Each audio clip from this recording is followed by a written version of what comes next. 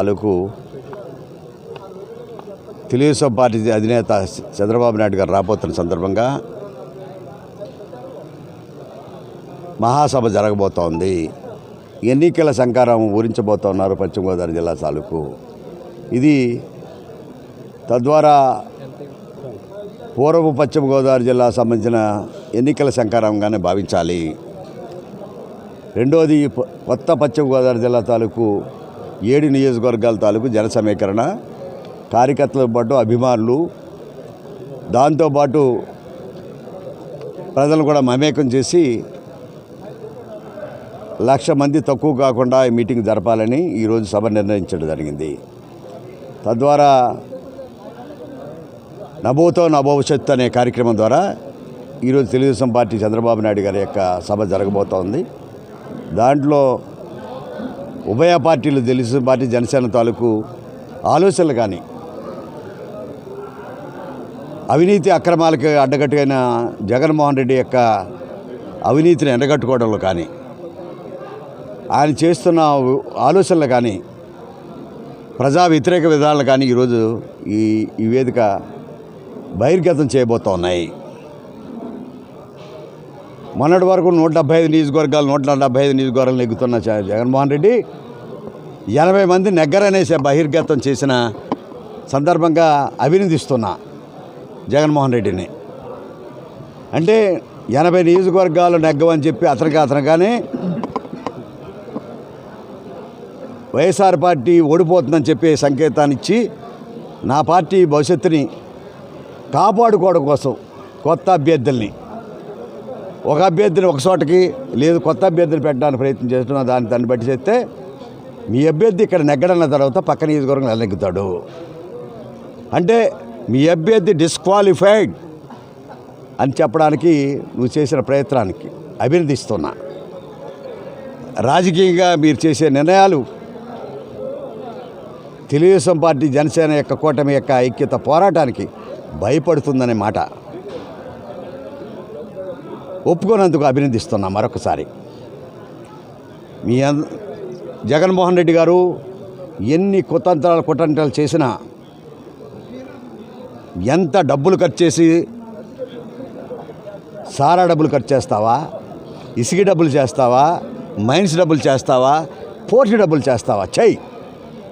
ఎన్ని వేల రూపాయలు ఇచ్చినా అధికారం రావడానికి ప్రయత్నం చేస్తూ ఉన్నావు. ఎన్ని వేలైనా ఖర్చు చేయడానికి సిద్ధంగా ఉన్నావు. ఎన్నికలు అవినీతికి వ్యతిరేక ప్రజలు ఓటేయబోతా ఉన్నారు.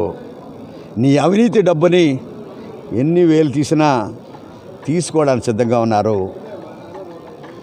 ఆ డబ్బు నాదే అనే పరిస్థితిలో ప్రజలు ఉన్నారు. అంచేత నీ డబ్బులు ఎన్ని వేలు ఇస్తావో ఇచ్చే నాయనా. నీ డబ్బులు ఖజానాలో పట్టట్లేదని తెలుస్తోంది. నీ డబ్బులు పెట్టెలు కూడా నిండిపోయే, ప్రజలకు పంచేయమని మరొకసారి చెప్తా ఉన్నాను. ఎన్నికలు అవినీతికి, నీతివంతమైన రాజకీయానికి పోరాటం తప్ప ధనికుడికి పేదవాడికని చెప్తా ఉన్నావు. నీకు నియోజకవర్గాల్లో నీకు అనేక మంది ఈ రాష్ట్రంలో కాదు ఇతర రాష్ట్రాల్లో కూడా అనేక భవనాలు ఉన్నాయి. ఆఖరికి మీడియాలు ఏమంటా ఉన్నావు?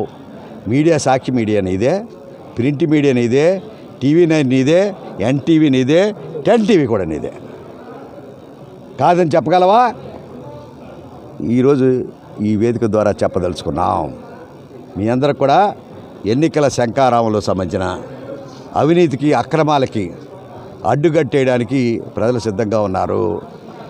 ఇది 2024 ఏప్రిల్, మే మాసంలో జరగబోయే ఎన్నికల సంకారంగా భావిస్తూ ఉన్నాం.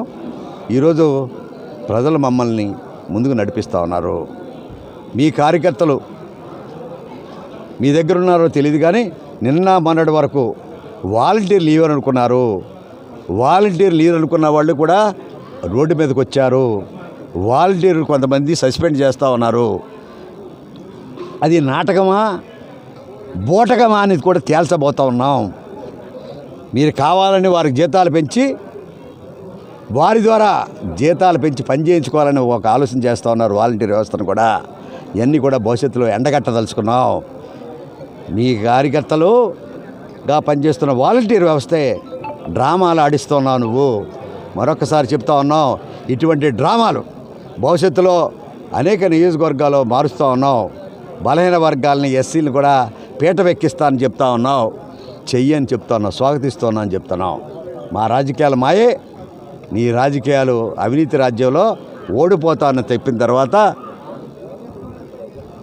ఎవరికిచ్చి ఆ వర్గాల్ని దరి చేసుకోవాలని చూస్తున్నావో మాకు తెలుస్తూ ఉంది. డెఫినెట్గా ఏ వర్గాల్ని నువ్వు ఉపయోగించుకుని నీ రాజకీయ పబ్బం వాళ్ళని అవమానం పోసేసి నిన్నటి వరకు 56 కార్పొరేషన్లు పెట్టావు. 56 కుర్చీలు కూడా లేవు అక్కడ.